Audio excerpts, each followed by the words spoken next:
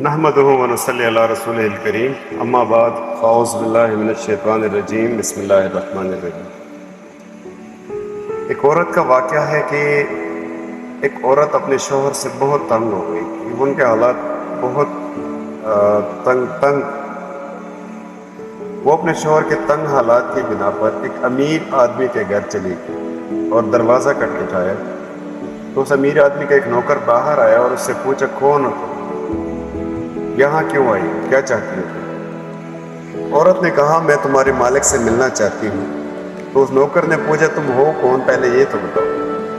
عورت نے کہا، اس سے بتاؤ تم اس کی بہن ہو اور آپ سے ملنا چاہتی ہوں۔ خادم جانتا تھا کہ اس کی مالک کی کوئی بہن نہیں، لیکن خیر وہ اندر چلا گیا اور اپنے مالک سے کہا کہ دروازے پہ اس طرح ایک عورت آئی ہے اور وہ یہ دعویٰ کرتی ہے کہ وہ آپ کی بہن ہے۔ مالک نے کہا، اسے اندر لے آؤ۔ وہ اندر جب آئی عورت، مالک نے اسے خوش دلی سے استقبال کیا اور پوچھا، میں حیران ہوں کہ تم میرے کس بھائی کی بہن ہو؟ اللہ تم پہ رحم کرے۔ عورت نے کہا، میں آدم کی بیٹی ہوں، تو آپ کی بہن ہو۔ اس امیر آدمی نے اپنے دل میں سوچا، یہ عورت واقعی ہی بے یار و مددگار ہے اور میں ہی پہلا شخص ہوں گا جو اس کی مدد کروں گا۔ عورت نے کہا، اے میرے بھائی، شاید آپ جیسے لوگوں کو معلوم نہ ہو کہ غربت کا ذائقہ کتنا کڑوا ہوتا ہے۔ اسی غربت کی وجہ سے میں اپنے شوہر کے ساتھ طلاق کے دروازے پہ کھڑی ہوں کہ آپ کے پاس کچھ ہے جو آپ قیامت کے دن کے لیے دے سکیں۔ آپ کے پاس جو کچھ ہے وہ ختم ہو جائے گا، لیکن جو اللہ کے پاس ہے وہ باقی رہے گا۔ جو امیر آدمی تھا نا، وہ بڑا حیران ہو گیا۔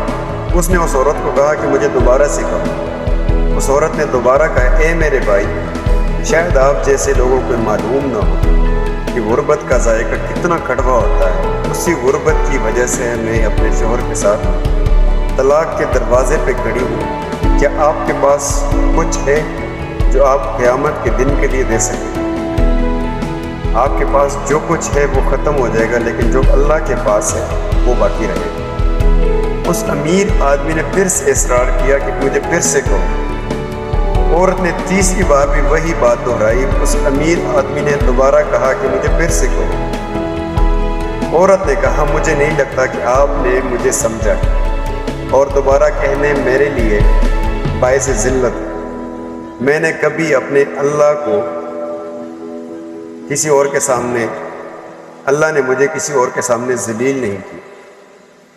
خیر، خوشحال آدمی نے کہا، اللہ کی قسم مجھے تمہاری بات کی خوبصورتی بہت پسند آئی۔ اگر تم 1000 بار بھی دہراتی تو میں ہر بار کے بدلے تمہیں 10,000 درہم دیتا۔ پھر اس نے اپنے نوکروں سے کہا، اس سے 10 اونٹ، 10 اونٹنیاں، جتنی چاہے بیڑیے اور جتنے چاہے مال و دولت، یہ جتنا چاہتی ہے اس کو دے، تاکہ ہم قیامت کے دن کے لیے کچھ رکھ سکیں۔ ہمارے پاس جو کچھ ہے وہ باقی، جو عورت نے کہا وہ تو ختم ہو جانا ہے، لیکن جو اللہ کے پاس ہے وہی باقی رہے گا۔ اس لیے غریبوں کو کبھی مت بھولنا۔ اس واقعے سے ہمیں سبق کیا ملتا ہے؟ سبق یہ ملتا ہے، دیکھیں اللہ تعالیٰ نے اگر کسی کو آپ کے دروازے پہ بھیجا ہے تو اللہ تعالیٰ کا شکر ادا کریں، کیونکہ رب تعالیٰ نے آپ کے دروازے پہ کسی کو بھیجا ہے کہ یار وہ آپ سے مانگ رہا ہے، آپ کو پکار رہا ہے کہ آپ مجھے دیں۔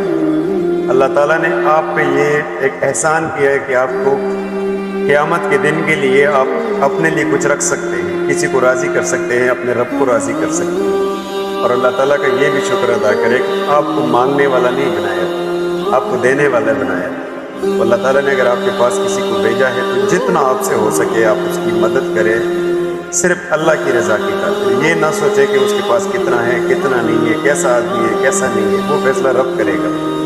آپ نے جو کرنا ہے وہ یہ کرنا ہے کہ آپ نے اپنے رب کی رضا کی خاطر وہ کام کرنا ہے، جتنا آپ سے ہو سکتا ہے آپ نے اس کی مدد کرنا ہے۔ اللہ تعالیٰ یہ دن ہر کسی کو دکھا سکتا ہے، ہر کسی کو اس کام کے لیے مجبور کر سکتا ہے۔ خدا را جتنے غریب لوگ ہیں، جتنے آپ سے ہو سکتا ہے ان کی مدد کیا کرے، ان کے لیے جتنا آپ سے ہو سکتا ہے آپ ان کی ہیلپ کیا کریں، تاکہ ہم کل اپنے اللہ کے سامنے شرمندہ نہ ہوں۔ فلسطین کے مسلمانوں کے لیے بہت ساری دعائیں کرنا، اپنے رب کو راضی کریں۔